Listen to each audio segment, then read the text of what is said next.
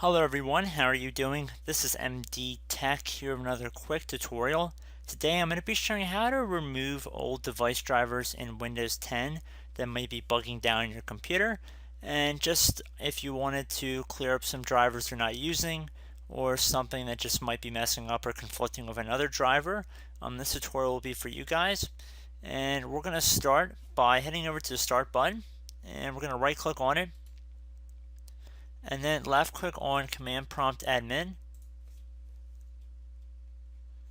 If you receive a user account control window, select yes.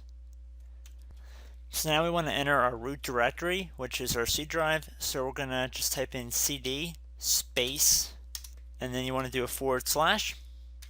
Now we are in our root directory C. Now we want to type in set space.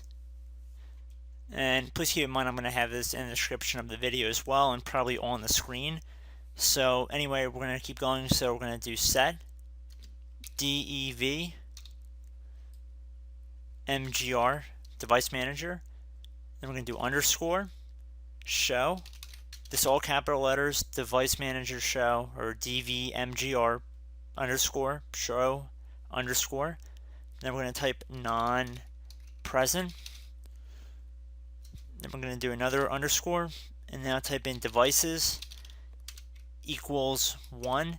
Please note there's no space in between devices and 1, so it's just one word, essentially, devices equal 1.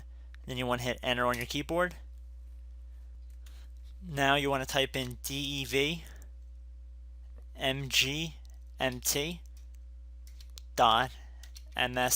and then hit enter on your keyboard.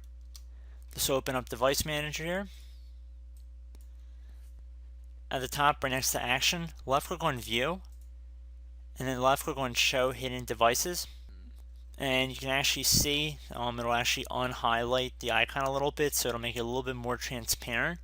We can see that this one adapter is currently not being used on the computer. Same goes for one of the monitors here.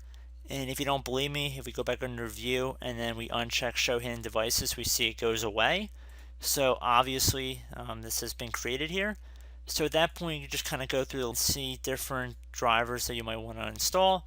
Again, it's really not probably necessary in most cases, but if you'd like to clean up your drivers a little bit, this is definitely a great little feature to know about.